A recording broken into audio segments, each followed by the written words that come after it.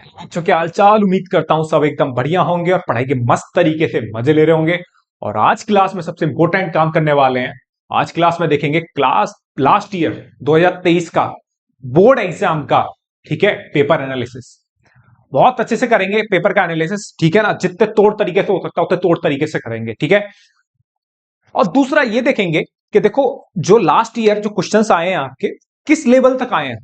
अगर आप कोई भी एग्जाम देने जाते हो तो आपको यह आइडिया होना चाहिए कि जो भी आप पेपर दे रहे हो उसका सर्टेन लेवल आने क्या वाला है, कि कोई जो भी जंग आप लड़ने जा रहे हो उस जंग में भाई साहब कौन कौन से दुश्मन आने वाले हैं, ये आपको अच्छे से पता होना चाहिए, ठीक है ना। तो यही हम देखेंगे, अच्छे से एनालिसिस करेंगे पेपर का। इस तरीके के क्वेश्चन आ रहे हैं, देखो 20 क्वेश्चन आपके ऑब्जेक्टिव होते हैं, बाकी क्वेश्चन सब्जेक्टिव होते हैं, आपको लिख के करने होते हैं।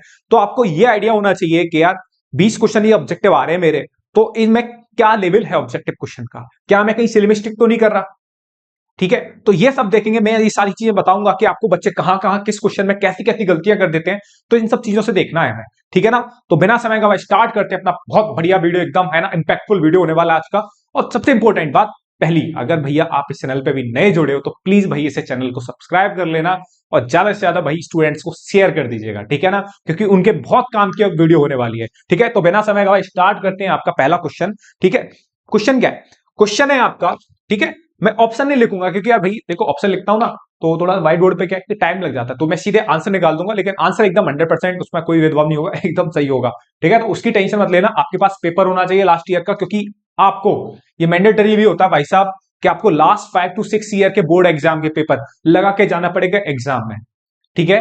तो ये आपके पास होना चाहिए लास्ट ईयर 2023 का पेपर, आप इंटरनेट से भी डाउनलोड कर सकते हो, ठीक है ना। चलो साहब देखते हैं पहला क्वेश्चन। पहला क्वेश्चन क्या दे रखा है, फर्स्ट क्वेश्चन एक मैट्रिक्स दे रखी है आपको, एक मैट्रिक्स दे रखी है 1 to 1, 1 to 1, 2 3 1 और 3 A 1, ठीक है ना। तो आपसे बोल, चलो ऑप्शन देता हूं मैं आपको इसके। पहला ऑप्शन दे रखा है सेट ऑफ रियल नंबर, ठीक है, और बी ऑप्शन दे रखा है 0, सी ऑप्शन दे रखा है 4 और डी ऑप्शन क्या दे रखा है आर एक्सेप्ट -4। क्वेश्चन क्या है, ये बोल रहा है is a non singular matrix, is a non singular matrix and जो ए होगा वो ए से बिलोंग कर रहा है, then set A,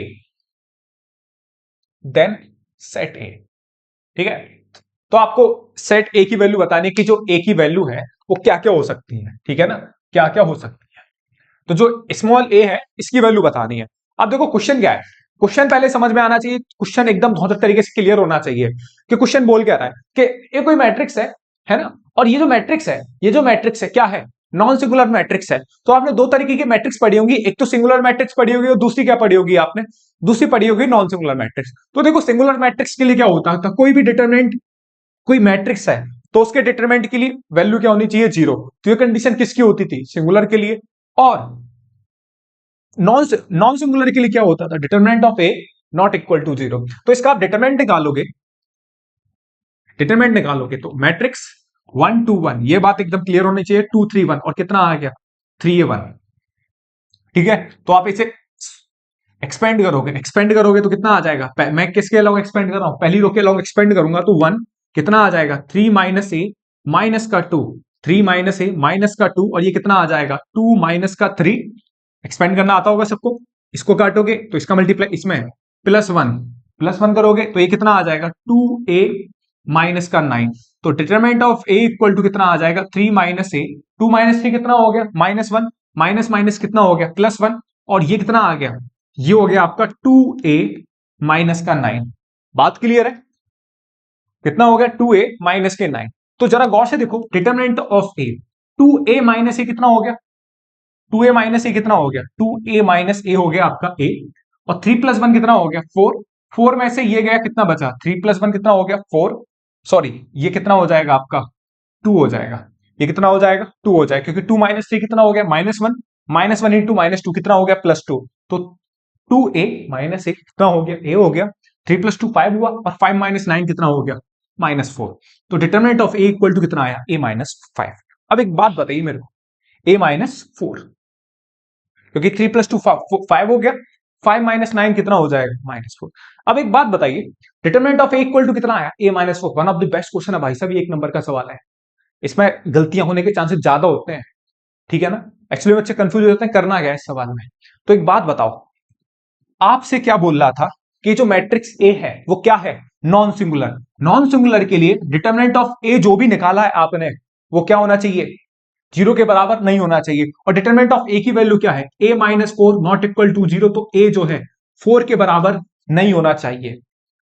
a-4 equal to not equal to 0, 4 को इधर लेके जाओगे तो a नॉट इक्वल टू कितना हो गया? 4। तो आपसे बोल रहा है कि a सब कुछ चलेगा। ये बोल रहा है ना, ए जो है 4 के बराबर नहीं है। ए जो है 4 के बराबर नहीं है। क्यों? क्योंकि अगर ये जो ए है बेटा, अगर 4 हो जाएगा तो डिटरमिनेंट क्या हो जाएगा तेरा? 0। और डिटरमिनेंट जैसे 0 हो जाएगा तो कैसी मैट्रिक्स बन जाएगी? सिंगुलर। क्योंकि दो मैट्रिक्स होती है, सिंगुलर नॉन सिंगुलर। हमसे बात कर रहा है नॉन सिंगुलर। तो नॉन सिंगुलर कब बनेगा? जब ये ए की वैल्यू कभी भी 4 ना हो, बस 4 ना हो। क्यों? क्योंकि ये तो तभी 0 हो सकता है ना जब ए की वैल्यू क्या हो बेटा? 4। तो हमें 4 नहीं लेनी, 4 को छोड़ के क्या लेना चाहो? जो कुछ भी लेना चाहो ले लो। तो आंसर कितना आ जाएगा? डी।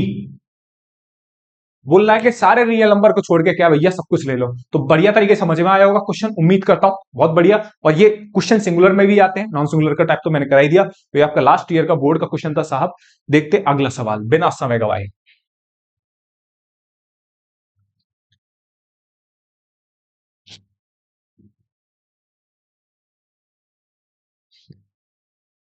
चलिए अगले सवाल क्या भाई? अगला सवाल है आपका ये, है ना। If determinant of A equal to K, determinant of A where A जो भी है square matrix of order 2। A जो है एक स्क्वायर मैट्रिक्स है ना, ऑर्डर 2 की, ऑर्डर 2 की। देन आपसे क्या बोल रहा है? Then sum of all possible values of K, possible values of K. तो के की जितनी भी पॉसिबल वैल्यूज है वो सारी आपको निकालनी है। ऑप्शन दे रखे हैं आपको, छोटे ऑप्शन में लिख दूंगा। 1 - 1 C2 और डी कितना दे रखा है? 0। तो ए की जितनी भी वैल्यू आनी है देखो,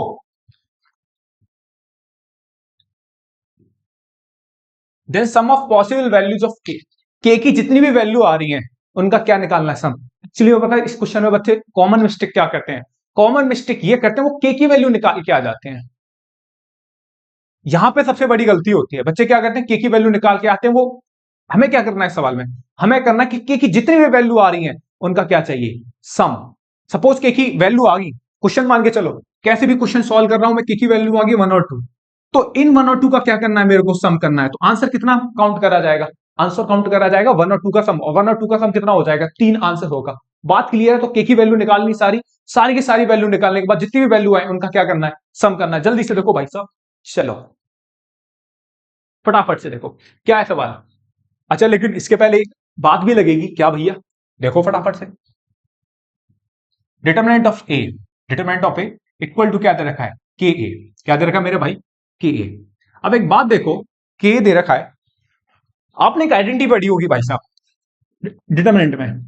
के ए यही होता था भाई साहब। ए कोई मैट्रिक्स होती थी, मैं मान के चल रहा हूं जो ए मैट्रिक्स है उसका ऑर्डर कितना है? एन मान लिया। उसका ऑर्डर कितना मान लिया? एन। तो ये कितना होता था? के की पावर एन डिटरमिनेंट ऑफ ए। तो जो कोई कांस्टेंट है, ये क्या है? के कांस्टेंट है, तो बाहर आता था तो इस कांस्टेंट के ऊपर एन आता था। और एन क्या होता था? इस मैट्रिक्स ए का ऑर्डर। तो ये आपने पढ़ा होगा एनसीईआरटी में, इंपॉर्टेंट है भाई साहब, ठीक है। चलो तो ये कितना है? डिटरमिनेंट ऑफ ए।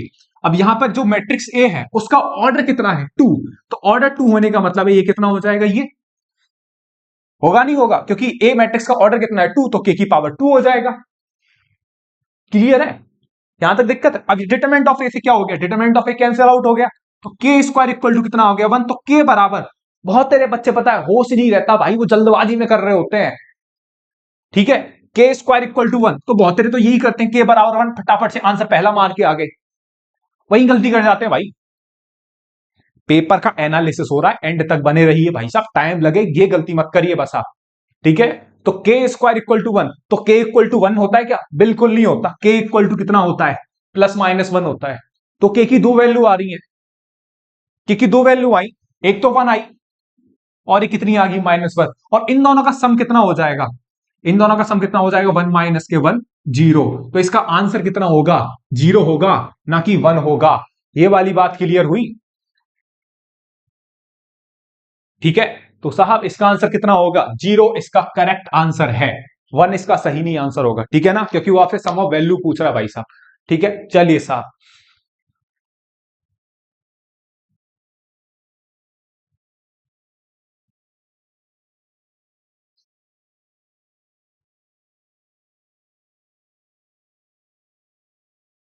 चलिए अगला क्वेश्चन देखते हैं साहब।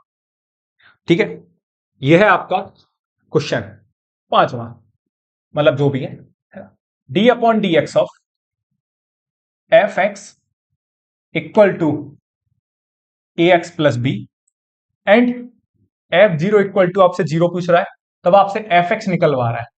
ठीक है, एफ एक्स निकलवा रहा है, सीधे मैं इसका प्रूफ कर दूंगा। ठीक है, जो भी है, इसका ऑप्शन नहीं लिख रहे। तो D upon D X of F X दे रखा है आपको ए एक्स प्लस बी।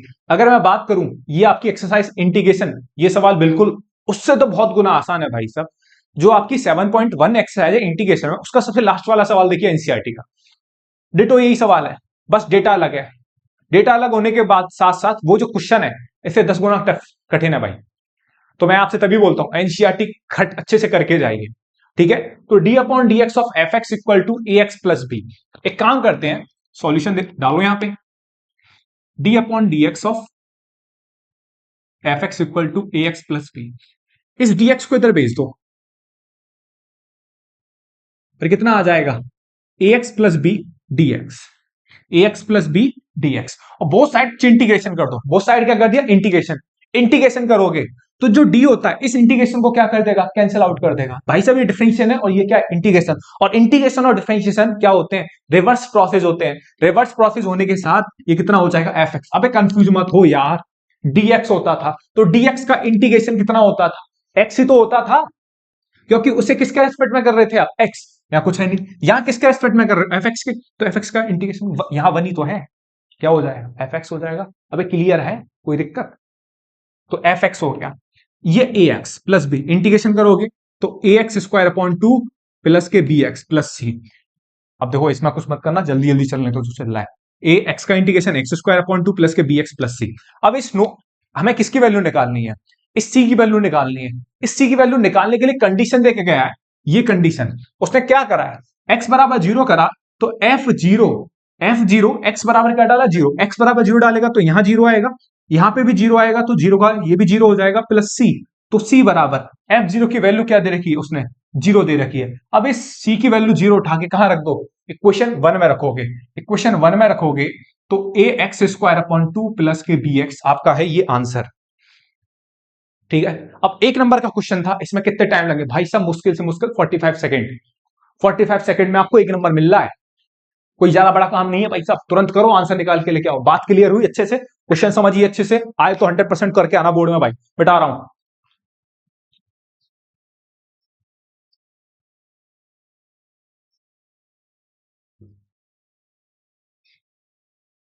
एक और क्वेश्चन है भाई, question, if 2054 equal to P plus Q, where जो पी मैट्रिक्स है वो सिमेट्रिक मैट्रिक्स है और क्यू जो मैट्रिक्स है वो स्क्यू सिमेट्रिक मैट्रिक्स है। क्यू जो मैट्रिक्स है वो कैंसी मैट्रिक्स है, स्क्यू सिमेट्रिक मैट्रिक्स। तब आपसे क्या पूछ रहा है, then Q is equal to, वो आपसे किसकी वैल्यू पूछ रहा है, वो आपसे किसकी वैल्यू पूछ रहा है, क्यू की वैल्यू पूछ रहा है। किसकी वैल्यू पूछ रहा है, क्यू की। क्यू की।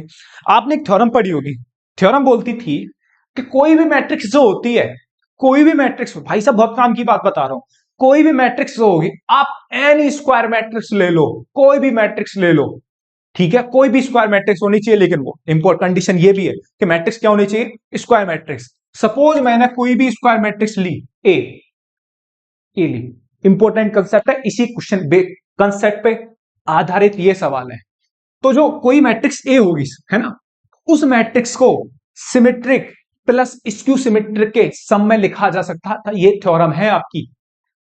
ठीक है, उस मैट्रिक्स ए को सिमेट्रिक प्लस स्क्यू सिमेट्रिक के किस में लिखा जा सकता है, सम में। अब वो कैसे लिखते हैं जरा गौर से देखें, प्रूफ नहीं करूंगा, है ना। जैसे ये मैट्रिक्स ए है, इस ए को क्या लिख सकते हैं, ए बाई टू प्लस के ए बाई टू। ठीक है, अब एक और बात बताओ, ए बाई टू मैंने क्या करा, ए डैश बाई टू ये वाली मैट्रिक्स ऐड करी, और इतना ही मैट्रिक्स क्या कर दिया मैंने, माइनस कर दिया, क्योंकि दोनों आपस में क्या हो जाएगी, null matrix. Null matrix add करो सब्ट्रैक्ट करो, बात एक ही है। ठीक है, तो मैंने क्या करा, A by two matrix add करी, A dash by two matrix add करी, और A dash by two matrix क्या करी, माइनस करी। अब ये मैट्रिक्स ए है, यहां से वन बाई टू क्या आ जाएगा, कॉमन। तो ए प्लस के ए डैश और one by two A minus के ए डैश, ये जो बनता है यही तो होता है बेटा। अब देखो क्या बोल रहा हूं, ये जो है इतना जो पार्ट है इसको अच्छे से लिख लेना, ये सिमेट्रिक मैट्रिक्स का पार्ट होता है, और ये जो होता है स्क्यू सिमेट्रिक मैट्रिक्स का पार्ट होता है। ये जो होता है सिमेट्रिक और ये जो होता है स्क्यू सिमेट्रिक बोलते हैं, इस बात को गौर से देख लेना, इसे सिमेट्रिक और इसे स्क्यू। तो ध्यान रखना, किसी भी मैट्रिक्स ए में one by two A plus A dash और one by two A minus A dash जो होता है स्क्यू, इसे सिमेट्रिक और इसे स्क्यू। तो देखो पी है आपका ये, क्वेश्चन से अगर मैच करा जाए, क्वेश्चन से अगर मैच करा जाए तो पी है आपका ये और क्यू है आपका ये। तो मेरे को ये क्या दे रखा है, मेरे को दे रखा है, मेरे को दे रखा है ये, गौर से सुन लेना।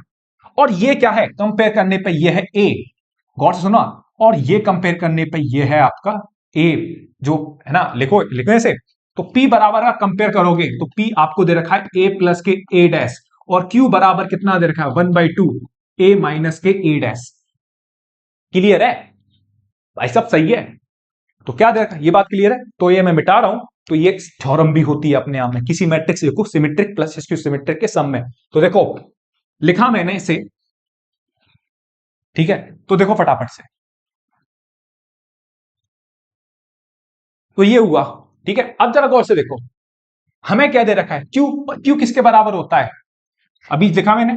ठीक है, क्यू किसके बराबर होता है, क्यू बराबर होता है one by two A minus का ए ट्रांसपोज, ए माइनस का ए ट्रांसपोज। और ये ए क्या है भाई साहब, ए तो यही है, ए तो आपका यही है क्या, अबे अबे लिखा तो था क्या, ए लिखा था, है ना, मिटा दिया मैंने, ए तो आपका यही है। तो ए की वैल्यू उठा के यहां डाल दो, ए कितना है 2054।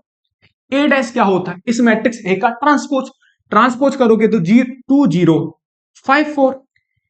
अब क्या करना है, क्यू वन बाई टू, है ना, टू में से टू माइनस करोगे जीरो हो गया, जीरो में से माइनस करोगे माइनस फाइव हो गया, फाइव में से जीरो करोगे फाइव हो जाएगा, फोर में से फोर माइनस करोगे कितना हो जाएगा, जीरो हो जाएगा। बात क्लियर है, टू में से माइनस करना आता होगा आपको, दो मैट्रिक्स को माइनस करना। अब इस टू का क्या लगा दो, डिवाइड लगाओगे, टू का हर एक एलिमेंट में डिवाइड लगेगा, तो जीरो में तो जीरो रहेगा, माइनस कितना आ जाएगा, फाइव बाई टू, जीरो हो गया। और ये कितना आ जाएगा, सॉरी ये कितना आ जाएगा, फाइव बाई टू, और ये कितना आ जाएगा आपका जीरो। तो ये था आपका आंसर। ठीक है, ऑप्शन बी इज करेक्ट।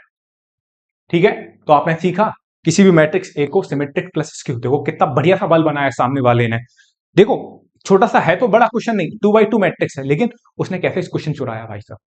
ठीक है, तो सवाल जो बन रहे हैं वो ठीक ठाक बन रहे हैं, कंसेप्ट एकदम धौचक तरीके से क्लियर होने चाहिए। अगला सवाल देखते हैं। ठीक है, चलिए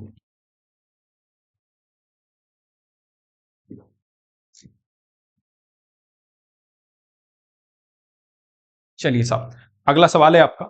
देखो सवाल है, आपसे पूछ रहे degree sine X plus cos D Y upon D X equal to Y square. ये सवाल है 0.1 सेकेंड का।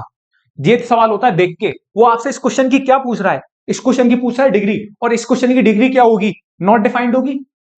क्यों नॉट डिफाइंड होगी, आपको पता ही होगा कि जितने भी ट्रिग्नोमेट्रिक फंक्शन होते हैं या फिर लॉगरिथम फंक्शन होते हैं, अगर उनके अंदर एंगल में डेरिवेटिव वाले टर्म्स आ जाए, क्या आ जाए, डेरिवेटिव वाले टर्म्स आ जाए, तो ध्यान रखना ये बात इंपॉर्टेंट है। इसे लिखना चाहो हिंदी में लिख लेना अभी कॉपी पे तुरंत। क्या लिखना है कि अगर ट्रिग्नोमेट्रिक फंक्शन के अंदर, ट्रिग्नोमेट्रिक फंक्शन के अंदर एंगल में, एंगल की जगह डेरिवेटिव वाले टर्म्स आ जाए, क्या आ जाए, डेरिवेटिव। डेरिवेटिव वाले टर्म्स क्या होते हैं, dy upon D X, D two Y upon D X, है ना।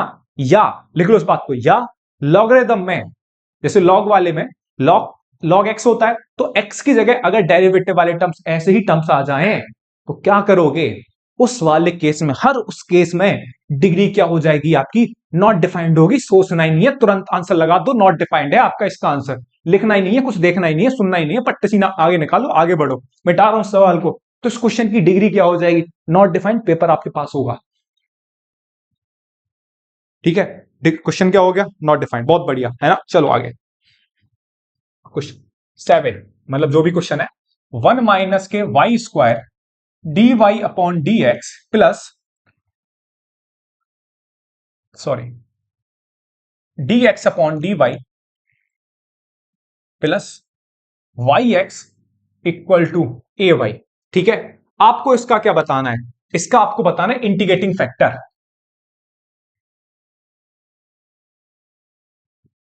इंटीग्रेटिंग फैक्टर, अब इस क्वेश्चन का आपको बताना है इंटीग्रेटिंग फैक्टर। अब जरा गौर से सुनो, इंटीग्रेटिंग फैक्टर की देखो दो बातें होती थी, क्या बात होती थी, जरा गौर से सुनो मेरे भाई। देखो ये होता था D X upon D Y plus के P X equal to Q. तो दो तरीके की डिफरेंशियल इक्वेशन होती थी, एक तो ये होती थी और दूसरी होती थी आपकी ये, D Y upon D X plus के P Y equal to Q. देखो इनमें फर्क क्या है, यहां एक्स है तो यहां एक्स है, यहां वाई है तो यहां वाई है। जनरली ये ज्यादा, इससे ज्यादा क्वेश्चन आते हैं। अब यही ऐसा देखा गया कि नई एनसीईआरटी, जो भी आपकी नई एनसीईआरटी है, उसमें ये वाला टॉपिक नहीं है दोनों लीनियर डिफरेंशियल इक्वेशन, उसमें ये वाला नहीं है, बट ये वाला है। ये सवाल था आपका लास्ट ईयर का, उसमें ये जो सवाल है इंटीग्रेटिंग फैक्टर वाला, इस पे आधारित आया है। इस वाले क्वेश्चन पे अभी तक जितने भी सवाल कर रहे हैं सारे हम एक एक नंबर के कर रहे हैं। जैसे ही कुछ दो नंबर के क्वेश्चन स्टार्ट हो जाएंगे, मैं आपको बता दूंगा कि अब दो नंबर वाले क्वेश्चन कर रहे हैं। ठीक है, तो ये जो क्वेश्चन है इस पे आधारित है, इस वाले फ्रेंड पे। तो इसका जो इंटीग्रेटिंग फैक्टर होता था, इसका इंटीग्रेटिंग फैक्टर याद है, इसका इंटीग्रेशन इसका याद होगा तो इसे निकालने में कोई ज्यादा दिक्कत वाली बात नहीं है। बात क्लियर है। इसका इंटीग्रेटिंग फैक्टर होता था ई की पावर, इसका क्या होता था, इसका याद है नहीं याद तो भाई पढ़ जाओगे भाई। इसका होता था, भाई सब गलती कर दोगे यही तो, इसका होता था ई की पावर पीडीएक्स। इसका कितना होता पीडीएक्स, अगर इसका पीडीएक्स है तो इसका कितना आ जाएगा, पीडीवाई। ठीक है ना, इसका कितना आ जाएगा, पीडीवाई। कितना हो जाएगा, पीडीवाई। पीडीवाई मतलब, अच्छा पी क्या होगा, देखो गौर से, यहां देखो पी, कंपेयर करेंगे। कंपेयर करने के लिए पहले इस वाली फॉर्म में बनाओ, इस वाली फॉर्म में बनाओगे तो D X upon D Y कितना हो जाएगा, डिवाइड लगाओगे, हाँ, 1 - 1 - K Y square into x, और ये कितना आ जाएगा, A Y upon 1 - Y square. P की वैल्यू कितनी है, Y upon 1 - K Y square. डाल दीजिए साहब इंटीग्रेटिंग फैक्टर। इंटीग्रेटिंग फैक्टर कितना आ जाएगा, इंटीग्रेटिंग फैक्टर हो जाएगा ई की पावर पी। पी कितना है, Y upon 1 - K Y square D Y, E की power Y upon 1 - Y square. अब क्या करना है, इसका इंटीग्रेशन करना है। इंटीग्रेशन करोगे 1 - वाई स्क्वायर को टी मानोगे तो कितना आ जाएगा, डिफरेंशिएट करोगे -के 2y D Y equal to कितना आ जाएगा, डी टी। तो Y D Y equal to कितना आ गया, -के dt/2, -के dt/2 आया। तो कितना आ जाएगा इंटीग्रेटिंग फैक्टर, इंटीग्रेटिंग फैक्टर आ जाएगा ई की power Y D Y equal to कितना आ गया, -के 1/2 dt अपॉन कितना आ गया, टी। क्योंकि 1 - वाई स्क्वायर को मैंने क्या माना, टी। बात अब इसमें समझाने वाला कुछ है ही नहीं भाई, कंसेप्ट।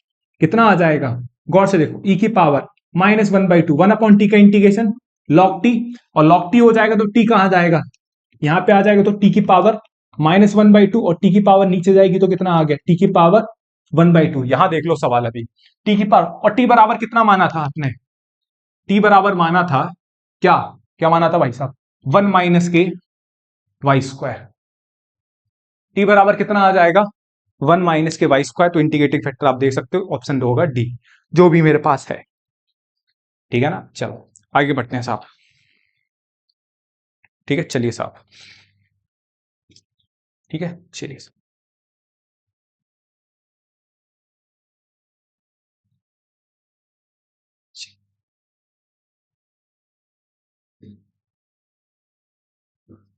तो ये क्वेश्चन समझ में आया अच्छे से एकदम, देखो आ वही रहा है, बस इसे अच्छे से देख के जाइए कि क्वेश्चन वो कहां से पूछ रहा है। ठीक है, चलिए साहब एक और सवाल देखते हैं। सवाल देखिए साहब, क्वेश्चन नंबर है, वेक्टर का क्वेश्चन है, question number 8। Unit vector along, unit vector along P Q vector where, है ना, पी पॉइंट के कोऑर्डिनेट्स आपको दे रखे हैं 2 1 -1 और क्यू पॉइंट के कोऑर्डिनेट क्या दे रखे हैं 4 4 -7 इज यूनिट वेक्टर अलोंग। अब एक बात बताता हूं आपको, एक बहुत काम की बात है, सुनना इस बात को, बट कंसेप्ट आपका रगड़ दूंगा अच्छे से। कंसेप्ट क्या है? अगर कंसेप्ट ये है मेरे भाई कि सपोज आपके पास कोई भी वेक्टर है, आपके पास कोई भी वेक्टर, मान लो आपके पास ए बी वेक्टर है वेक्टर, मैंने मान लिया ए बी वेक्टर, सपोज ये आ गया 2i प्लस के 3j प्लस 4k, कैप अपने आप लगा लेगा, कैप लगाने में क्या जाता, कुछ नहीं जाता, ठीक है ना। ए बी वेक्टर कितना है 2i प्लस के 3j प्लस 4k, बात क्लियर है। अब यहां से एक बात बता रहा हूं, इसका तुम यूनिट वेक्टर निकाल सकते हो, बिल्कुल निकाल देंगे भैया, हमें क्या आता है, हमें तो सब कुछ आता है। यूनिट वेक्टर का फॉर्मूला क्या होता है? यूनिट वेक्टर का फॉर्मूला होता है A vector upon magnitude of A. Suppose मैंने इसे ए वेक्टर मान लिया, ए बी वेक्टर किसके बराबर मान लिया, ए वेक्टर, तो ए कैप क्या हो जाएगा, इसका यूनिट वेक्टर कितना हो जाएगा, A vector upon vector A, magnitude of A. आ गया भैया? मैंने कि हाँ आ गया। तो अब क्या करना है भैया, अब इसमें करना है, देखो समझाने का वाला कि अगर कोई वेक्टर ए है और ए कैप इसका क्या है, यूनिट वेक्टर, तो किसी भी वेक्टर का यूनिट वेक्टर निकालने पर उसके जो ए वेक्टर की डायरेक्शन होती है वही उसके यूनिट वेक्टर की डायरेक्शन होती है। बात समझे, अगर ए वेक्टर की डायरेक्शन यू है, क्या है, यू है, तो इसके ए कैप की डायरेक्शन भी क्या होगी, यू होगी। बात क्लियर है? फील समझ में आ रहा नहीं आ रहा? दोनों की क्या होगी, यू यू होगी। बात सही है। ए वेक्टर की डायरेक्शन अगर यूं जा रहा भाई, स्ट्रेट ऐसी है, अगर स्ट्रेट है पैरेलल, तो उसकी डायरेक्शन भी, दोनों की डायरेक्शन क्या होती है, सेम ही होती है भाई साहब। ये बात क्लियर है? खोपड़ी में डाल दे इस सवाल को, सवाल यही बोल रहा है ना। तो आपसे बोल रहा है unit vector along P Q vector where, बस आपको क्या निकालना, पी क्यू वेक्टर निकाल दो। अब पी क्यू वेक्टर निकालना दुनिया का सबसे कठिन काम होगा। क्या करना भाई, सिंपल काम है। क्या करोगे, क्यू में से क्या कर दो, ये माइनस कर दो, 4 - 2i ऐसे कर लो भाई साहब, 4 - 2i प्लस कितना आ जाएगा 4 - 1j प्लस कितना आ जाएगा -7 प्लस 1 की हो जाएगा, 4 में से 2 गया, 4 में से 1 गया, -7 प्लस 1, ठीक है ना। बात क्लियर है? 4 में से 2 माइनस कर दो, 4 में से 1 माइनस कर दो और -7 प्लस 1, तो ये क्या आ गया आपका P Q vector. P Q vector कितना आ जाएगा, पी क्यू वेक्टर आ जाएगा 2i प्लस के 3j माइनस के कितना आ जाएगा 6k। ये क्या आ गया आपका पीक्यू वेक्टर आ गया, क्या आ गया पीक्यू वेक्टर। अब इस पीक्यू वेक्टर का क्या निकाल दे, बिल्कुल ये कहानी बन गई समझाने के लिए। अब इस पीक्यू वेक्टर का क्या निकाल दो, यूनिट वेक्टर। अब इस पीक्यू वेक्टर का यूनिट वेक्टर निकालोगे तो पीक्यू कैप कितना आ जाएगा, PQ vector upon PQ vector का मैग्नीट्यूड। पीक्यू वेक्टर कितना है 2i प्लस के 3j माइनस के 6k अपॉन इसका क्या निकाल दो मैग्नीट्यूड, मैग्नीट्यूड कितना आ जाएगा 4 + 9 प्लस के 36, बिल्कुल सही है। तो कितना आ जाएगा 2i प्लस के 3j माइनस 6 के, 36 प्लस 9 प्लस 4 कितना आ गया 49, 49 का रूट कितना होता है 7, तो कितना आ गया 2i/7 प्लस के 3i/7 माइनस 6k/7। बहुत बढ़िया, ऑप्शन डी इज करेक्ट। तो ये इस वेक्टर का क्या हो गया, यूनिट वेक्टर हो गया इस पी क्यू वेक्टर की डायरेक्शन में। बात क्लियर है? बात समझ में आई? बहुत इंपॉर्टेंट बात, सही है। चलो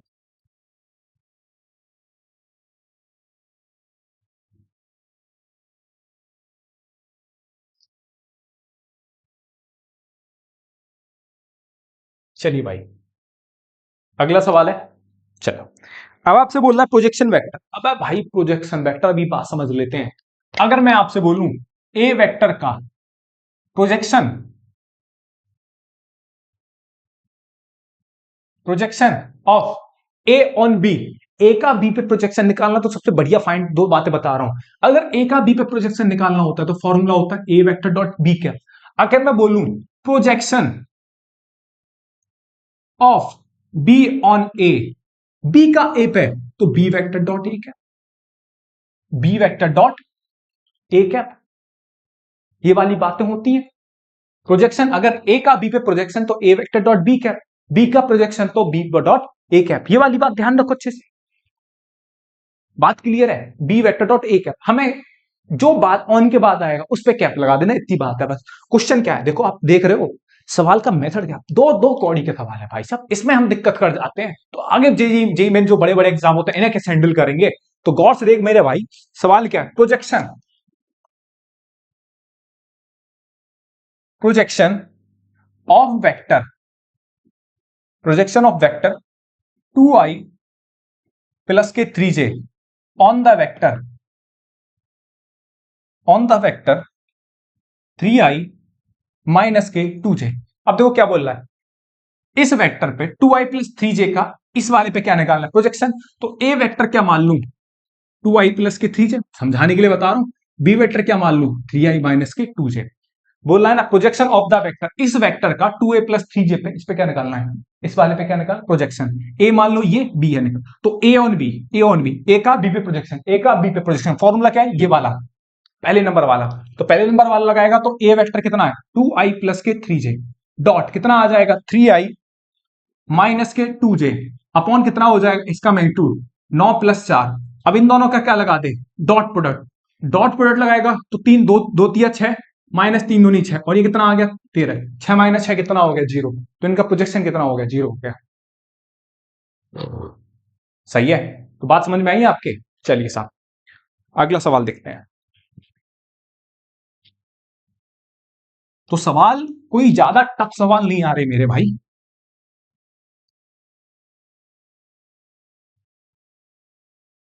आगे देखो क्वेश्चन 11, देख रहे हो जितने भी सवाल आपने सवाल करे हैं सारे एनसीईआरटी को क्वेश्चन है भाई साहब। हर एक सवाल मैं आपसे बोल रहा हूं एनसीईआरटी से प्रेरित होता है या फिर पीवाईक्यू में जाइए। ज्यादा मेहनत करते ही नहीं है भाई साहब, बोर्ड का पेपर दे रहे हो, इतना तो आपसे बनना चाहिए, इतना भी नहीं बनना तो भाई साहब भारी समस्या है, ये ध्यान रखना।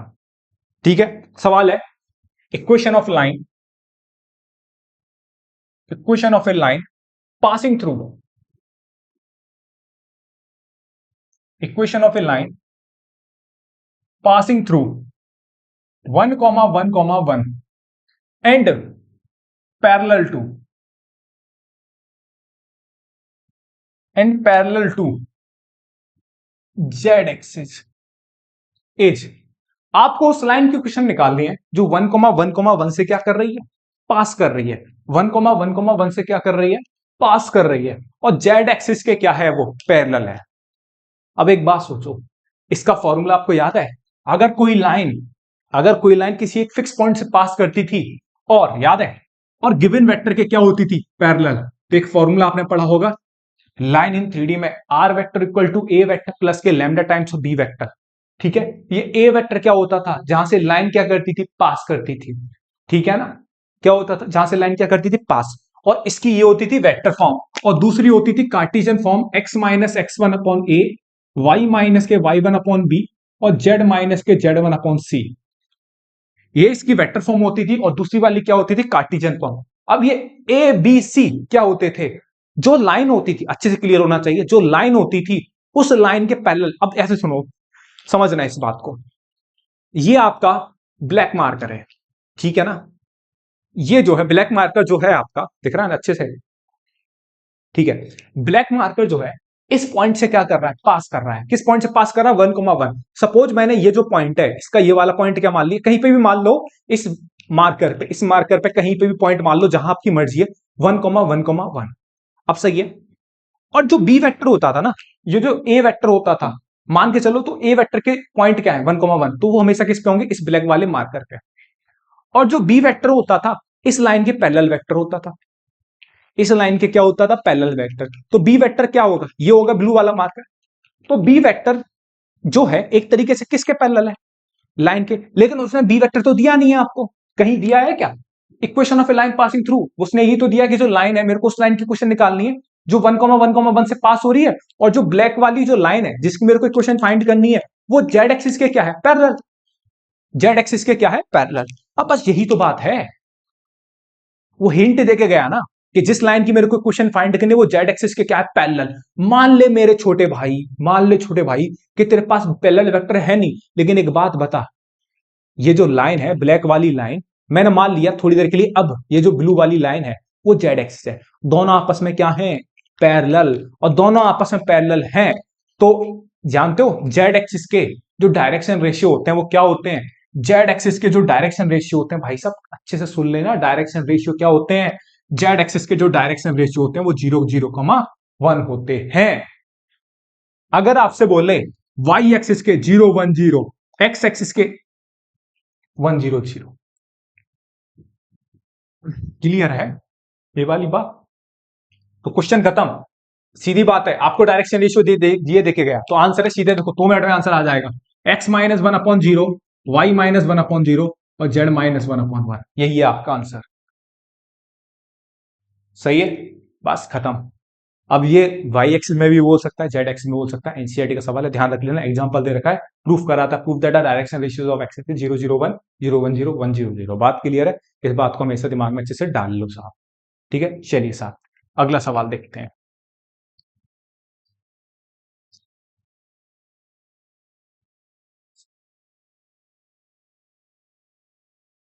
ठीक है, चलिए साहब।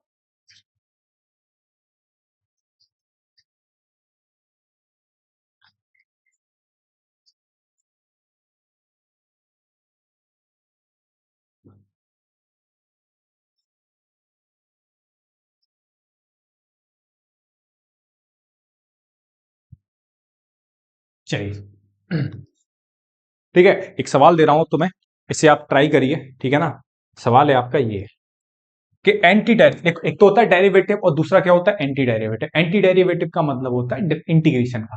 क्या होता है, इंटीग्रेशन। इंटीग्रेशन का क्या है मेरे भाई, ये देखो क्या दे रखा है, tan x-1 upon tan x+1, इसका क्या करना है, इंटीग्रेशन। चलिए साहब आप इसका इंटीग्रेशन करिए, तब तक मैं थोड़ा पानी पी लूं।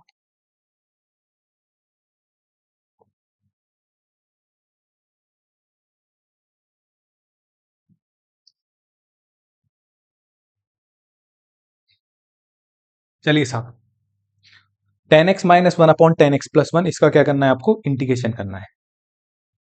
ठीक है, चलिए साहब इंटीग्रेशन करिए इसका अच्छे से। ठीक है, टाइम दे रहा हूं आपको, जल्दी से देखो। tan x-1, चलो इसका देखते हैं। इसको देखो, काम करो, ठीक है ना। इसके ऑप्शन भी मैं लिखना चाहूंगा, इसके ऑप्शन लिखना बहुत जरूरी है, ठीक है ना। हाँ, क्योंकि इसमें ऑप्शन बड़े काम के हैं। चलो, इसका पहला ऑप्शन है sec स्क्वायर π/4 - x। दूसरा ऑप्शन है इसका माइनस के sec स्क्वायर π/4 - x। तीसरा ऑप्शन है log, है ना, log sec π/4 - x। इसका डी ऑप्शन है माइनस के log sec π/4 - x। ये चार ऑप्शन, और ये सवाल भाई साहब मान के चलना कि ज्यादातर बच्चों से करा सवाल गलत हुआ था, उनके समझ ही नहीं आ रहा था। मैं आपको लिटरली बता रहा हूं, सच बता रहा हूं, इस सवाल में बड़े झोल हुए थे यार। ठीक है ना, नहीं तो आप ट्राई करके देखो, आप खुद ट्राई करो, है ना। अगर आप कर रहे हो तो आप देखो बन पा रहा है नहीं बन पा रहा, क्योंकि जितने भी सवाल हैं पहले आप खुद से पूछो कि आप बना फटाफट से, आप देखो कुछ तो आइडिया लगता होगा। वीडियो को पॉज करो, पहले खुद ट्राई करो, नहीं बना तब उस वीडियो को देखो। बात क्लियर। अब इस सवाल को देखो, tan x-1 upon tan x+1, इस सवाल को देखो। ठीक है, देखते हैं बन रहा है नहीं बन रहा। बन रहा है तो भाई सब बहुत बढ़िया बात, नहीं बन रहा तो फिर देखो गौर से सवाल देखो।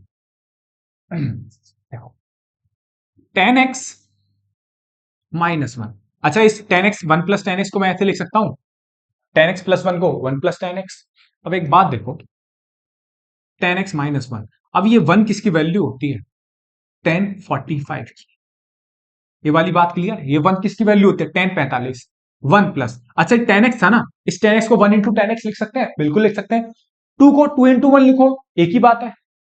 ठीक है, तो कितना हो गया, इस 1 को हमने फायदा मानते हुए इसे क्या लिख लिया, tan π/4 × x। tan x कितना हो गया, tan π/4 × tan x। अब देखो है तो सिंपल सवाल देखने में, अगर आप पहचान जाओ, अगर आप, है ना, अगर आपको की पता है तो तुरंत ये सवाल हो जाएगा। लेकिन अगर आप नई आइडेंटिटी देख पा रहे तो भाई सब दिक्कत हो जाएगी। ठीक है ना, चलिए साहब, तो कितना हो जाएगा ये, जरा गौर से देखो। अब ये आइडेंटिटी बन रही है tan a - tan b upon 1 + tan a tan b। ये है आपकी 11th की आइडेंटिटी, tan a - b की identity. tan a - tan b upon, ये आइडेंटिटी किसकी है, ये आइडेंटिटी है मेरे भाई tan a - b की।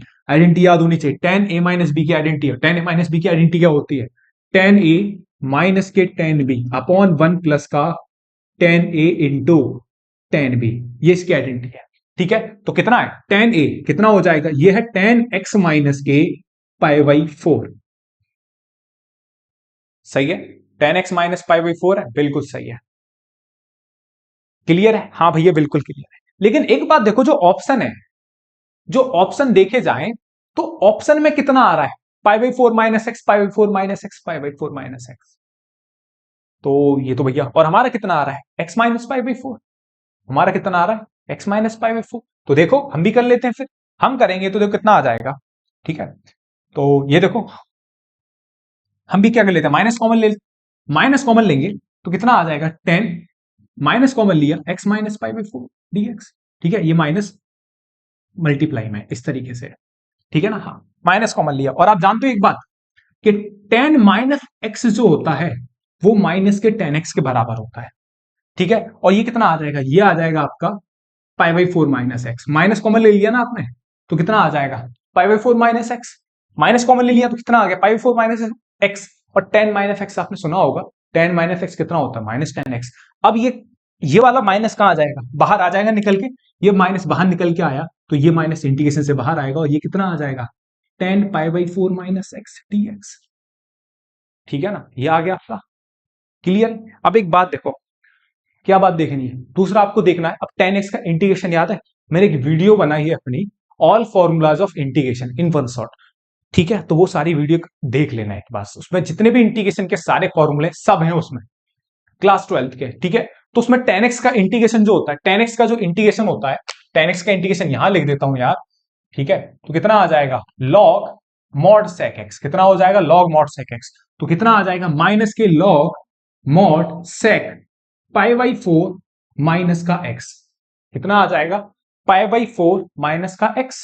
ठीक है ना, और फिर इस x का कोफिशिएंट कितना है, याद है इस x का कोफिशिएंट कितना, माइनस, इस x कोफिशिएंट किस में आएगा, डिवाइड में आएगा, या डिवाइड में आएगा, तो ये माइनस जो डिवाइड में आएगा, तो ये माइनस क्या हो जाएंगे, कैंसिल आउट हो जाएंगे। पहले से एक माइनस चल रहा है ना, तो माइनस एक्स का आएगा, तो ये माइनस के माइनस क्या हो जाएंगे, प्लस, तो इसका ऑप्शन क्या हो जाएगा, ऑप्शन सी। ठीक है, बात क्लियर है अच्छे से, बहुत बढ़िया। क्वेश्चन नोट डाउन करो, वन ऑफ द बेस्ट सवाल था भाई साहब। चलो देखते हैं फटाफट से।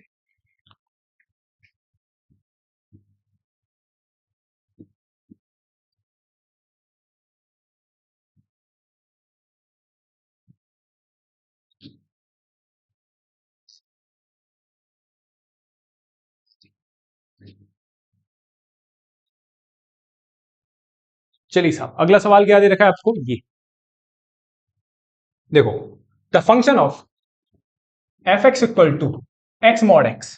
ठीक है ना, तो पहले इसमें चार ऑप्शन दे रखे थे, ये फंक्शन कॉन्टिन्यूअस होगा but not differentiable, but not differentiable at X equal to 0। B option है कॉन्टिन्यूअस होगा, है ना, बट, है ना, continuous and differentiable at X equal to 0। C option दे रखा है आपको डिफरेंशिएबल बट नॉट कंटिन्यूअस। ये तो देखते ही, ये तो बहुत ही झूठी बात कर रहा है सामने वाला, कि डिफरेंशिएबल है बट कॉन्टिन्यूअस नहीं, ऐसे कैसे हो जाएगा। ठीक है, D option neither differentiable nor continuous at X equal to 0। सबके सब जीरो पे ही है भाई साहब, ये भी जीरो पे और ये भी जीरो पे। देखो साहब सवाल को, ठीक है ना, ये भी जीरो पे और ये भी जीरो पे, बात समझ में आई। देखो इधर मैं क्वेश्चन को देखता हूं, ठीक है ना। चलो आपने क्या करा, आपने मॉडुलस फंक्शन को क्या करा, ओपन। मॉडुलस फंक्शन किस पॉइंट पर ओपन होगा, जीरो पे, क्योंकि जीरो एक्स की वैल्यू जब जीरो से लोगे तो ये मॉड एक्स किसके बराबर खोलेगा, एक्स के बराबर। ये वाली बात क्लियर होनी चाहिए। और जब एक्स की वैल्यू जीरो से छोटी लोगे तो ये क्या खोलेगा, माइनस एक्स। तो एफ एक्स बराबर कितना आ गया आपका, x square minus x square, और ये हो गया ये। ठीक है, अब देखो 2 सेकंड की छोटी सी बात बता रहा हूं आपको, जब भी ग्रेटर देन और लेस देन के सवाल हो, क्या हो, ग्रेटर देन और लेस देन के सवाल, आपको किस पॉइंट पे चेक करनी है, आपको जीरो पे चेक करनी है, क्योंकि जीरो पर ही क्या हो रही है इसकी नेचर चेंज हो रही है, जीरो पे क्या हो रही है, नेचर चेंज हो रही है। तो ध्यान रखना जब भी ग्रेटर देन और लेस देन के साइन हो क्वेश्चन हो और क्वांटिटी आपसे चेक करा रहा हो, क्या चेक करा रहा हो, क्वांटिटी, तो एक्स बराबर जीरो फंक्शन में डाल दिया करो। एक्स बराबर जीरो डालोगे तो ये भी जीरो, और एक्स बराबर जीरो डालोगे तो ये भी जीरो।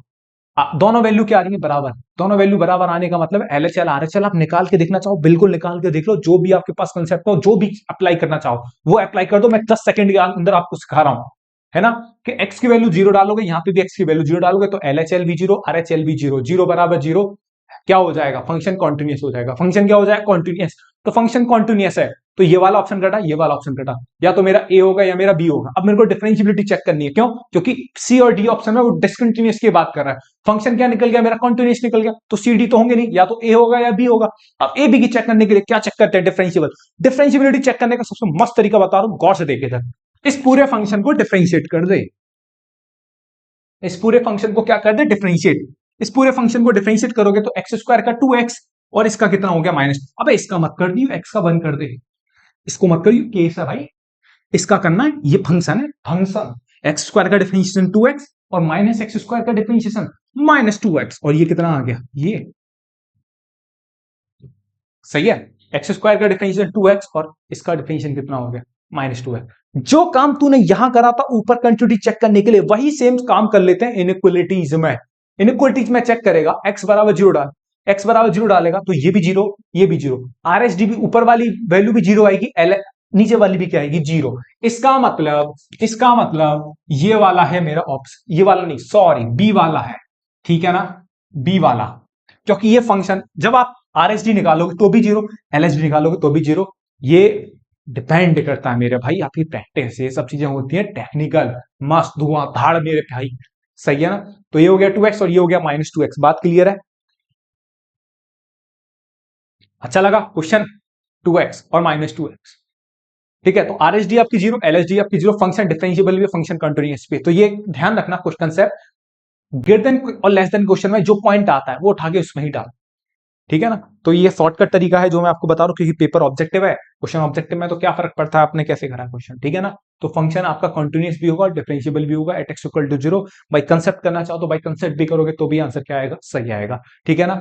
चलिए साहब, और वैसे है ना, देखो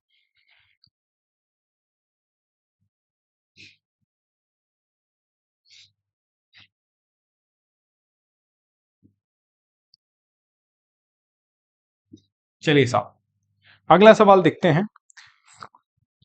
देखो यार बहुत कितना टाइम हो गया, 47 मिनट हो गए, है ना, अप्रॉक्स 1 घंटा होने वाला है, और सिर्फ अभी यही सवाल चल रहे हैं, समझाने में टाइम लग जाता है यार। 10x plus Y equal to K, then ये पी वाई क्यू का क्वेश्चन होता है भाई साहब, कोई नया सवाल नहीं है। D Y upon D X find करना है। देखो सबसे पहली गलती क्या करते हैं बच्चे, यही डिफरेंशिएट करने लग जाते हैं मुंह उठा के। अबे मत कर भाई ये फालतू गलती, एक काम कर ले, पहले टेन वर्स टेन को उधर फेंक दे। तो X plus Y upon X minus Y equal to कितना आ जाएगा, टेन इनवर्स के, बाहर में जान दे भाई, उधर फेंक दे। अब लगा दे क्वेश्चन रूल, अब क्या लगा दे, क्वेश्चन रूल। अब क्वेश्चन रूल लगा दे भाई, है ना, कितना आ जाएगा, एक्स माइनस वाई का whole square, X minus Y को as it is X plus Y का डिफरेंशियल 1 प्लस के D Y upon D X minus, अब कितना आ जाएगा, एक्स प्लस के वाई 1 माइनस के D Y upon D X बराबर के, बराबर कितना हो गया, जीरो। बहुत तेरे दुरंदर तो टेन वर्स के का भी डिफरेंशिएट करने लग जाते हैं भाई साहब, बहुत सारे डिफरेंशिएट करोगे ना तो टेन इनवर्स एक कांस्टेंट होता है, और कांस्टेंट का डिफरेंशिएशन कितना होता है, कांस्टेंट का डिफरेंशिएशन होता है जीरो। कुछ भी हो, चाहे टेन इनवर्स हो चाहे कांस्टेंट इनवर्स हो, बढ़ाना निकालना कुछ भी हो, बात क्लियर है, हाँ। अब क्या करना है, इस एक्स माइनस वाई के होल स्क्वायर को इधर भेज दो, इस एक्स माइनस वाई के होल स्क्वायर को इधर भेजोगे तो कितना निकल जाएगा, जीरो निकल जाएगा। तो कितना बचेगा आपके पास बचेगा X minus K Y 1 plus के D Y upon D X minus K X plus के वाई 1 माइनस के D Y upon D X बराबर के जीरो। अरे यार क्या हो गया, ठीक है ये है। अब क्या करना है, सॉल्व कर दे भाई, हल्की बल्कि मार पिटाई करनी है, और क्या करना है, कर रहे एक्स माइनस वाई के इस पूरे में multiply, D Y upon D X कितना आ जाएगा, X minus K Y minus X plus के वाई, अब गधे माइनस कितना आ गया, एक्स प्लस के Y D Y upon D X, clear है। अब क्या करना है, यहां से देख जरा, अरे यार क्या क्या करवाएगा मेरे से, अब सब कुछ मेरे नहीं करूंगा, देख फटाफट, माइनस से मल्टीप्लाई करेगा, माइनस एक्स, ये माइनस से वाई हो गया, ठीक है ना, ये माइनस एक्स आपस में क्या होगा, कैंसिल आउट। यहां से क्या कॉमन आएगा, यहां से dy अपॉन dx कॉमन आएगा, dy अपॉन dx तो x minus Y, X plus के वाई, माइनस वाई कितना आ गया, माइनस के टू वाई बराबर कितना चल रहा है, जीरो। ये वाई कब कैंसिल आउट हो गया, बता दे आंसर कितना आ गया, जल्दी से बोल दे भाई। अरे ना बोला भाई तू, कितना हो गया, D Y upon D X into कितना आ गया, टू एक्स बराबर कितना आ गया, टू बाई, ये टू से टू खत्म, तो D Y upon D X कितना हो गया, ये हो गया वाई अपॉन एक्स, है ना। यू आ गया तेरा answer, do Y Y upon X आ गया, ऑप्शन बी। पता नहीं कौन सा माधुरेंद्र का पेपर लेके बैठा, उसने माइनस वाई अपॉन एक्स सारे के सारे गलत सलत लगा रखे हैं भाई, ऑप्शन पता नहीं कौन है भाई ये, ठीक है ना। अरे मेरा वाला नहीं है भाई ये, मैंने इससे लिया था पेपर, ये सीख लिया भाई पेपर दे, ठीक है ना।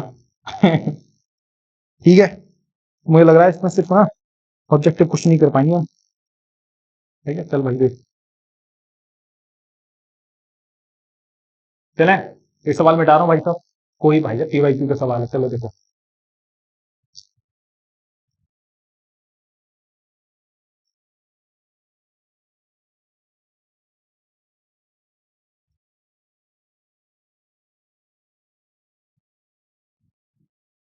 चलिए साहब, अगला सवाल देखते हैं आपका एलपीपी का, किसका मेरे भाई, एलपीपी, लपीपी, लपीपी का देख भाई सवाल।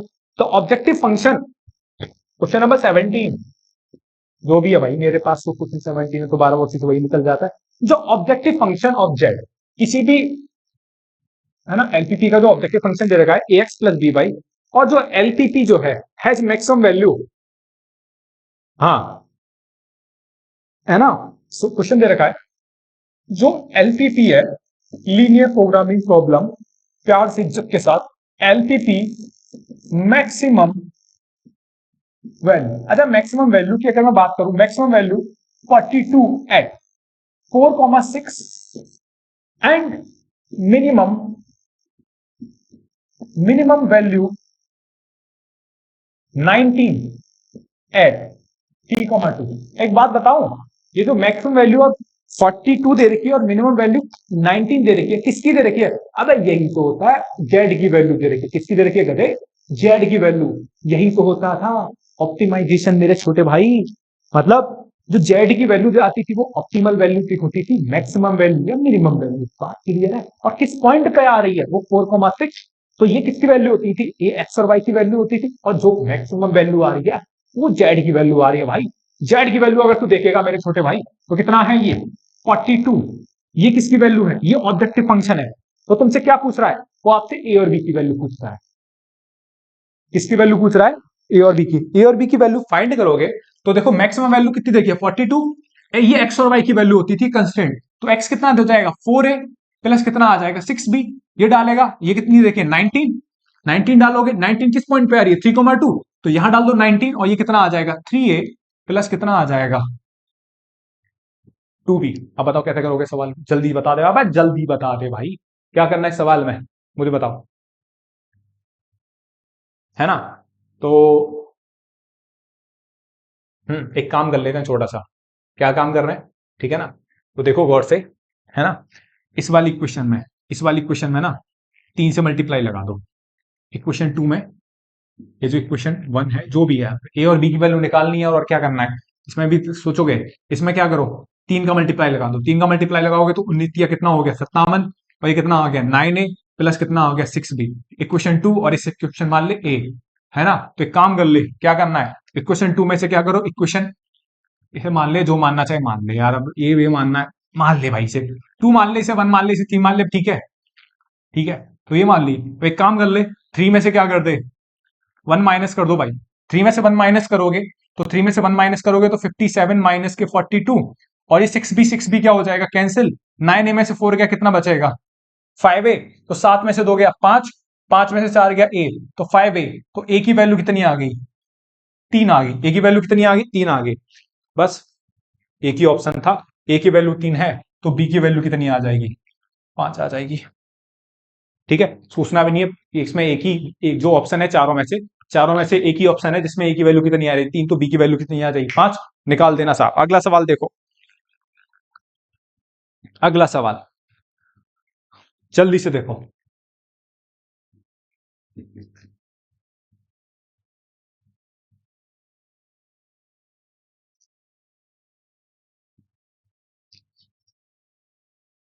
अगला सवाल, क्वेश्चन क्या है आपका, द कॉर्नर पॉइंट्स, देखो जो भी आपको मैक्सिमम वैल्यू और मिनिमम वैल्यू जो मिलती है वो सब किस पे मिलती है, कॉर्नर पॉइंट्स पे मिलती है ना, ज्यादातर कॉर्नर पॉइंट्स पे मिलेगी। तो देखो क्या है, आपको एक ऑब्जेक्टिव फंक्शन दे रखा है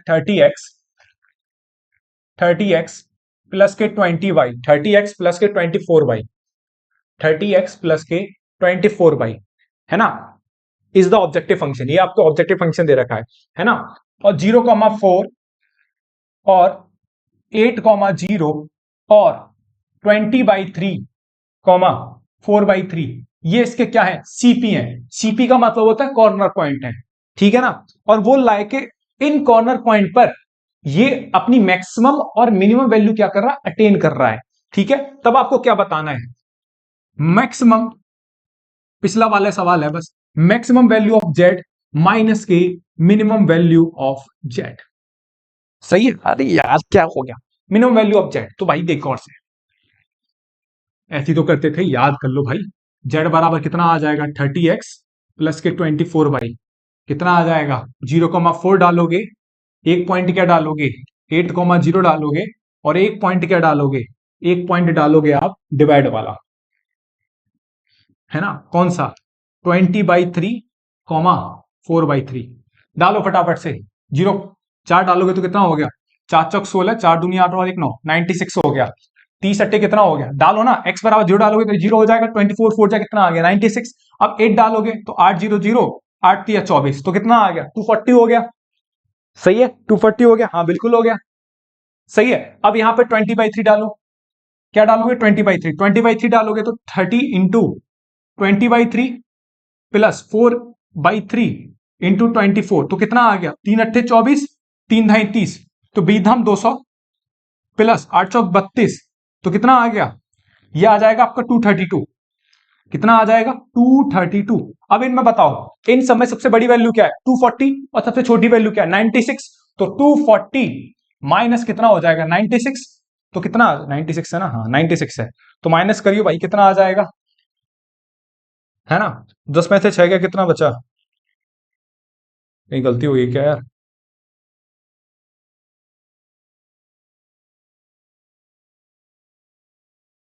देखना भैया कहीं गलती तो नहीं होगी।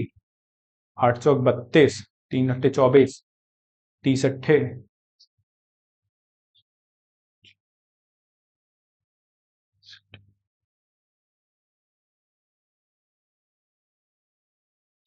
अबे यार 20/3, मैक्सिमम वैल्यू ऑफ जेड कितनी है 240, 240 में से 96 माइनस करोगे कितना बचेगा, माइनस करना जरा, 10 में से 6 गया 4, और ये कितना बचेगा यार, 240 में से 96 माइनस करोगे 4, ये कितना बचेगा, तेरह, तेरह में से 9 गया कितना बचा 4, और यहाँ रह गया 144, 144 तो है नहीं ऑप्शन में, तो देख लो साहब 144 है ना, 7 10 9 7 तो 144 है मेरे हिसाब से आंसर, इसमें ऑप्शन ही नहीं दे रखा यार 144, तो 144 ही होगा, एक बार देखो, हो सकता है गलत हो, या गलत तो एक बार देख लेते हैं। 30 अट्ठे कितना हो गया 0,4, 0,4 तो 24 चौका 96, बहुत ही सही है, ठीक है भाई 96, 8 डालोगे तो 30 अट्ठे 240 होता है, बहुत सही है। और फिर ये तो कितना हो रहा है 20/3, 3 धाई 30, तो 10 हो गया, ये भी धाम 200 हो गया, 3 अट्ठे, हाँ सही है भाई, मुझे लग रहा है इसका गलत है कुछ ना कुछ, और अगर आपको सही आ जाए तो भाई साहब मेरे कमेंट सेक्शन में डाल देना यार, है ना, तो मैं सही कर लूंगा, मेरे हिसाब से 100% मेरा सही है, इसमें कोई दिक्कत वाली बात नहीं है, ठीक है ना। चलो साहब, ठीक है, जहां तक है मेरे को लग रहा है ना, देखो बोर्ड में मुझे लग रहा है सवाल गलत है ना, गलत ही मान के चलो, क्योंकि मुझे हल्की हल्की याददाश्त आ रही है, लास्ट ईयर बच्चों ने बताया था, सवाल एक गलत है भैया ऑप्शन, ठीक है ना, हाँ 144 आएगा इसका आंसर, जो भी है, ठीक है। चलिए साहब अगला सवाल देखते हैं, असर्शन एंड रीजन का सवाल है आपका, आपके पास पेपर होगा, आपको पता ही होगा कौन कौन से 4 ऑप्शन होते थे, ठीक है ना। सवाल है क्या, सवाल बोल रहा है मैक्सिमम वैल्यू 19, असर्शन है आपका, ये असर्शन है आपका, और ये रीजन है ना, क्या दे रखा है, मैक्सिमम वैल्यू, ये बोल रहा है maximum value, maximum value of cos inverse x का whole square is pi square, और बोल रहा है range of principal value, range principal value है ना, प्रिंसिपल वैल्यू ऑफ ब्रांच, पता नहीं क्या क्या लिख देते हैं भाई यार, है ना, branch of cos inverse X is -π/2 से π/2। अब देखो यार, पहला एक्सप्रेशन देखो, कॉस इनवर्स एक्स की, है ना, कॉस इनवर्स एक्स की जो क्या दे रखी है, मैक्सिमम वैल्यू। अब देखो कॉस इनवर्स एक्स की अगर आप रेंज देखोगे तो कितनी होती है, ये होती है। इसका स्क्वायर कर दोगे तो स्क्वायर करने पर कितना हो जाएगा, है ना, क्या हो जाएगा, कॉस इनवर्स एक्स का होल स्क्वायर कितना आ जाएगा, 0 से लेकर पाई स्क्वायर हो जाएगा। तो बिल्कुल सही है, कॉस इनवर्स एक्स की जो मैक्सिमम वैल्यू हो जाएगी वो क्या हो जाएगी, पाई स्क्वायर। बट आपसे बोला ना principal values of branch, principal value range, cos inverse x की आपने भी तो लिखा रेंज कहां से कहां तक होती है, 0 से पाई, और यहां क्या दे रखा है, -π/2 से π/2, जो कि गलत है। तो इसका मतलब क्या हो जाएगा, statement first is true and statement second जो है आपका क्या हो जाएगा, फॉल्स हो जाएगा। कोई दिक्कत, कोई दिक्कत वाली बात नहीं है, ठीक है ना, चलिए साफ, ठीक है। तो ऐसा है आपका ये वाला क्वेश्चन, ठीक है ना। तो एक और सवाल रह गया आपका मैट्रिक्स का, वो भी करा रहा हूं, ठीक है। चलो साहब, बाकी मुझे लग रहा है अगर देखेंगे तो ये वीडियो हो जाएगी कम से कम 3 घंटे की, ज्यादा ही जाएगी भाई, क्योंकि 20 क्वेश्चन को एनालिसिस कराने में भाई साहब मेरी तो बच गई बैंड, 1 घंटे से ज्यादा की वीडियो लग गई आपकी टिकाने, 1 घंटा 1 मिनट हो गया भाई। सवाल है आपका ये, ए बराबर एक मैट्रिक्स दे रखी है 0 0 1 0, तब आपसे क्या निकलवा रहा है, ए की पावर 2023, ए की पावर 2023। अब ए की पावर 2023 ये सबसे बढ़िया सवाल माना जाता है, देखो बिल्कुल, है ना, टच कर रहा है बिल्कुल जेईई मेन को, ठीक है। ऑप्शन दे देता हूं, ऑप्शन आपके पास होंगे वैसे क्योंकि आपके टेस्ट पेपर होगा, 0 1 0 0, बी ऑप्शन है इसका 0 0 जो 2023 0, सी ऑप्शन है इसका 0 0 0, और डी ऑप्शन है इसका 0 जो भी है 2023 0 0 2023। जब भी इस तरीके के क्वेश्चन में बात करें ना कि फलाने की भाई ये ए की पावर इतने की वैल्यू बतानी है, तो एक काम कर लेना, है ना, आप ट्रेंड देखा करो, अब एक दो बार मल्टीप्लाई करो, एक दो बार क्या करो, 2 3 बार करो, 2 बार करोगे ए स्क्वायर निकालो, उसके बाद देखो क्या चेंज आ रहा है सवाल में, ट्रेंड देखोगे मल्टीप्लाई करने के बाद उनके एलिमेंट है वो कैसे बदल रहे हैं, बस यही देखना है मेरे भाई। तो कितना आ जाएगा, ए इंटू ए किसके बराबर होता है, ए स्क्वायर के, ए स्क्वायर कितना है, सॉरी ए कितना है, 0 1 0 0 0 1 0 0, मल्टीप्लाई करोगे तो 0 का मल्टीप्लाई 0 में, 1 का मल्टीप्लाई 0 में, 0 का मल्टीप्लाई 1 में, 1 का मल्टीप्लाई 0 में, इसका मल्टीप्लाई इसमें, ये 0 ये 0, तो ए स्क्वायर किसके बराबर आ गया, 0 के बराबर आ गया। और एक और बात बताओ, मेरे से किसकी वैल्यू पूछ रहा है, वो ए की पावर 2023, और ए की पावर 2023 को मैं ऐसे लिख सकता हूं, है ना, और ये क्या आ गया मेरा नल मैट्रिक्स। और आप जानते हो क्या कि नल मैट्रिक्स का किसी में मल्टीप्लाई करो कितना आएगा नल मैट्रिक्स, तो ऑप्शन क्या हो गया मेरा, सी हो गया, ठीक है ना, ऑप्शन क्या हो गया मेरा, सी हो गया। तो ये आपके 1 2 सवाल और रह गए होंगे, ठीक है ना, ठीक है। तो ये आपका हो गया, अब इसमें 1 2 सवाल और रह गए, वो नई वीडियो में बना लेंगे भाई साहब, क्योंकि ये वीडियो हो जाएगी नहीं तो आपकी बहुत ज्यादा,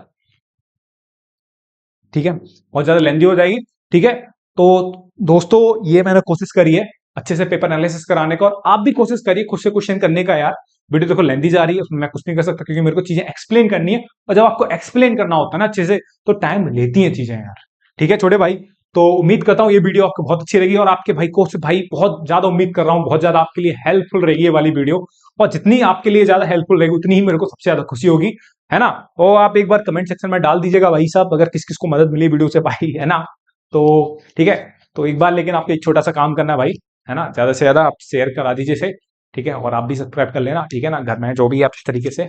तो उम्मीद है ना, बस पढ़ते रहिए, मुस्कुराते रहिए, धूमधाम से मजे करिए, और पेपर को जितने तगड़े तरीके से फोड़ के आना भाई साहब, फोड़ के आइए, सुड़ा दीजिए, एकदम आग लगा के आनी है पेपर में भाई साहब, ठीक है ना। बस मस्त तरीके से, है ना, एकदम एकदम छाती एकदम फूल जानी चाहिए भाई साहब के, भैया हो गया पेपर हमारा धौचक, ठीक है। थैंक यू, और बाकी मजे लीजिए आप अच्छे से, पढ़ाई करिए, ठीक है, थैंक यू।